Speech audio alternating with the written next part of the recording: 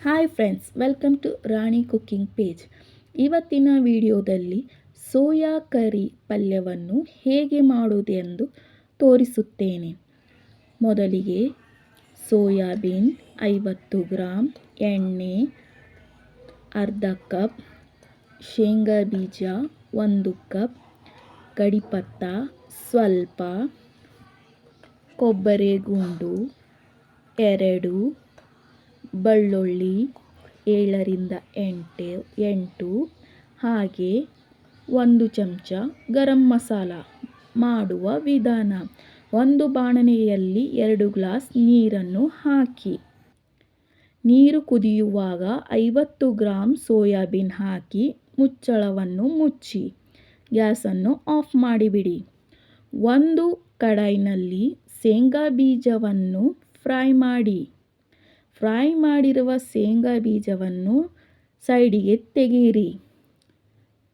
ಕೊಬ್ಬರಿಯನ್ನು fry ಮಾಡಿ. ಚೆನ್ನಾಗಿ fry ಆದ ನಂತರ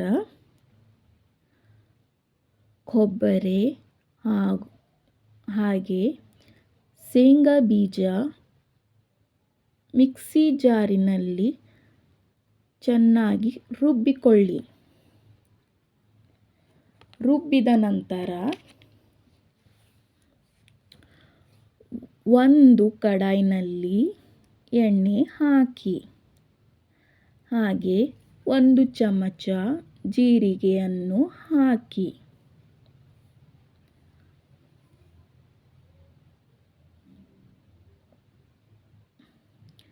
ಕುಟ್ಟಿರುವ ಬೆಳ್ಳುಳ್ಳಿಯನ್ನು ಹಾಕಿ.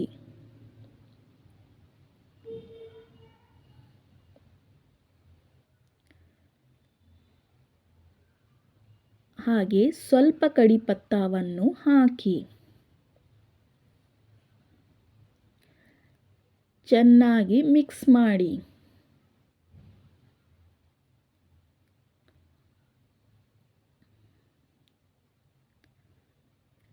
ನೆನೆಸಿಟ್ಟಿರುವಂತಹ ಸೋಯಾಬೀನನ್ನು ಎಣ್ಣೆಯಲ್ಲಿ ಹಾಕಿ.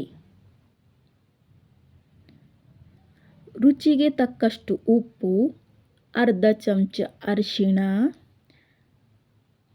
2 ಚಮಚ ಖಾರದ ಪುಡಿ,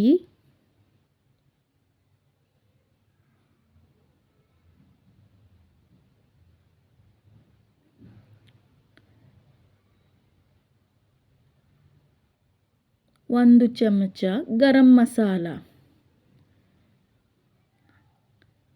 ಹಾಕಿ ಚೆನ್ನಾಗಿ ಮಿಕ್ಸ್ ಮಾಡಿಕೊಳ್ಳಿ. ನೋಡಿ ಫ್ರೆಂಡ್ಸ್, ಕಲರ್ ಎಷ್ಟು ಚೆನ್ನಾಗಿ ಕಾಣಿಸುತ್ತಿದೆ.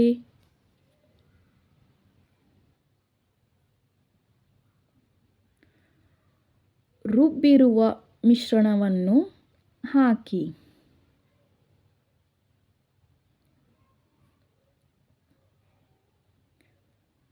ನಂತರ ಮಿಕ್ಸ್ ಮಾಡಿ.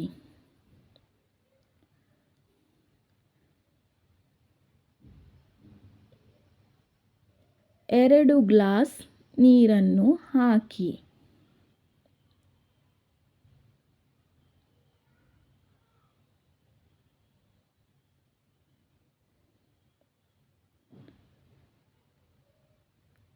ಹತ್ತರಿಂದ 15 ನಿಮಿಷವರೆಗೂ ಚೆನ್ನಾಗಿ ಕುದಿಯಲು ಬಿಡಿ.